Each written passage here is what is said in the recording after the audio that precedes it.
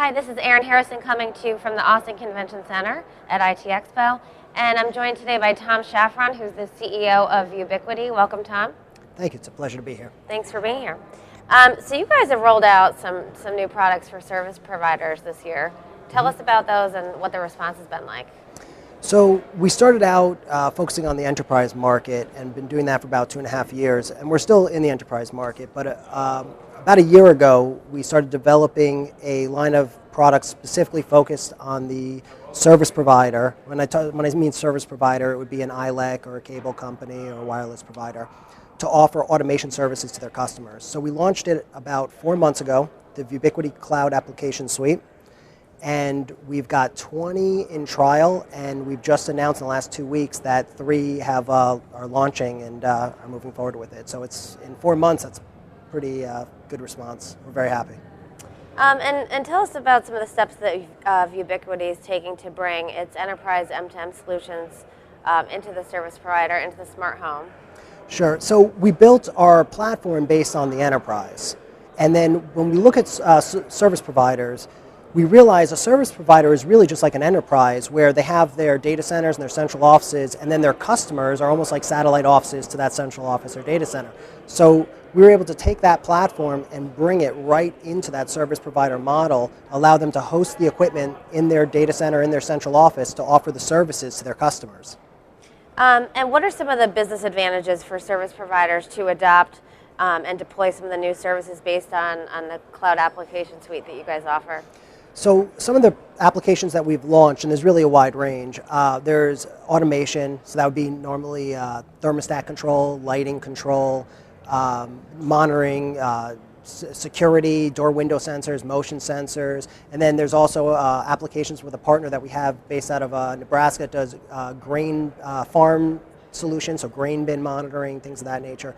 And so from the service provider's perspective, we give them a platform that allows them to sell these capabilities into their customers, own it under their brand, manage the products, manage the servers, control how they charge their customers, how they want to price things, but retain control of the platform as well.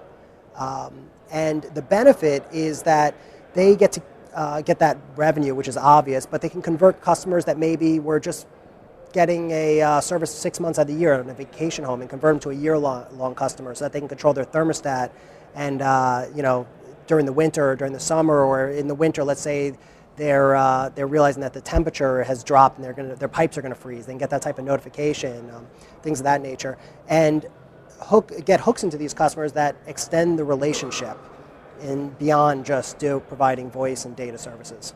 Okay, and just to switch gears a little bit, you've been a speaker at some of the IT Expo events this week. Tell us about those, the topics and the sort of feedback you're getting.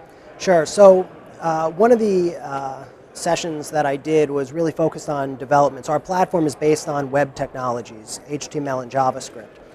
And so I was speaking to developers about the opportunity to develop applications that can then be sold to service providers to then resell to their customers, and showing them how easy it is to build these applications into our platform. Some of the other things I spoke about were video in the cloud, and we have a solution to actually push video out to the edge, out to that data center, that dramatically lowers cost in managing and doing cloud video. So spoke about that, and just about M2M and cloud automation in general was another session. What kind of cloud trends are you seeing in terms of video? So in video, what's interesting is, unlike other sensors, video takes a huge amount of bandwidth. And the primary cost in dealing with video is actually that bandwidth. It's not the storage. It's not the equipment. It's actually that bandwidth when it goes out to the internet. So by actually taking those servers and moving them to the central office or to the data center to do cloud video, instead of bringing it out to the public cloud, you get about a 15x reduction in cost, which means to a consumer, a service provider can provide the service at Blu-ray 30 frame per second quality video, as opposed to other providers that might offer little snapshot video at 5 frames a second or dramatically lower costs. They have those options because their cost structure is very far reduced by removing that internet bandwidth component and take advantage of their last mile connection to their customers. Okay, and looking ahead, what's next for Viewbiquity? Bringing our platform to service providers, and then working with them to help it bring into their customer base and expanding our portfolio of products offered through our platform. Okay, great. Thanks so much, Tom. Thank you. It's a pleasure.